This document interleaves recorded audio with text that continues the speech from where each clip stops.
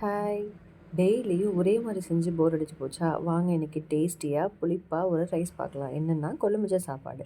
அதுக்கு ஃபஸ்ட்டு நான் 2 கொழும்புச்சம்பழம் எடுத்திருக்கேன். அதை கட் பண்ணிவிட்டு அதுலேருந்து ஜூஸ் எடுத்துக்கணும் தனியாக. ஜூஸ் எடுத்துகிட்டு தனியாக ஃபில்ட்ரு பண்ணி ஒரு கிளாஸில் ஊற்றி வச்சுக்கிறேன். அதுக்கப்புறம் பொடி பொடியாக ஆனியனை கட் பண்ணிக்கிறேன். ஒரே ஒரு ஆனியன் கூட 3 வரமிளகா, கொஞ்சம் கருவேப்பிலை கட் பண்ணிவிட்டு ஆயில் ஊற்றிட்டு 3 டேபிள் ஸ்பூன் ஆயில், அதில் கடுகு, கடலைப்பருப்பு, உளுத்தம்பருப்பு போட்டு இது கூட பொடி பொடியாக நறுக்கின பூண்டு ஆட் பண்ணிக்கிறேன். ஆட் பண்ணிவிட்டு நல்லா வதக்கிக்கணும். இது கூடவே வெங்காயம், வரமிளகாய், கருவேப்பிலை வச்சுருந்தது ஆட் பண்ணிவிட்டு 1/4 டேபிள் ஸ்பூன் மஞ்சத்தூள் ஆட் பண்ணி நல்லா வதக்கிக்கணும். இது கூட என்னென்னா சில பேர் நிலக்கடலை யூஸ் பண்ணுவாங்க, பீனட். நிலக்கடலை யூஸ் பண்ணோம்னா அதுவும் டேஸ்ட்டாக இருக்கும். உப்பு சேர்த்துக்கணும் தேவையான அளவு. சாதத்தில் உப்பு போடாதனால நான் இதில் உப்பு நிறையா ஆட் பண்ணிக்கிறேன்.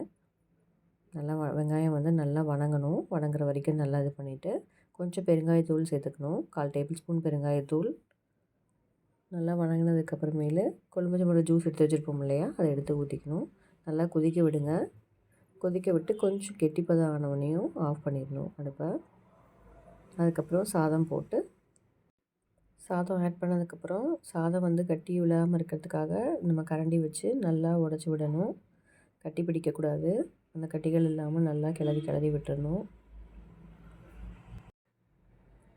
இது பார்த்திங்கன்னா குழந்தைங்களுக்குலாம் ரொம்ப பிடிக்கும். காரம் கம்மியாக இருக்கனால குழந்தைங்களும் விரும்பி சாப்பிடுவாங்க. டெய்லி நம்ம ஒரே குழம்பு, ரசம் அந்த மாதிரியே சாப்பிட்றதுக்கு வெரைட்டி ரைஸில் ஏதாவது கொடுக்கலாம். குழந்தைங்களும் விரும்பி சாப்பிடுவாங்க. அவ்வளோதான், கொழும்புச்சம்பழ சாதம் ரெடி. இது கூட வெஜ்ஜு சூப்பும் மாங்காய் ஊறுகாவும் வச்சு சர்வ் பண்ணியிருக்கேன். செம்ம டேஸ்டி.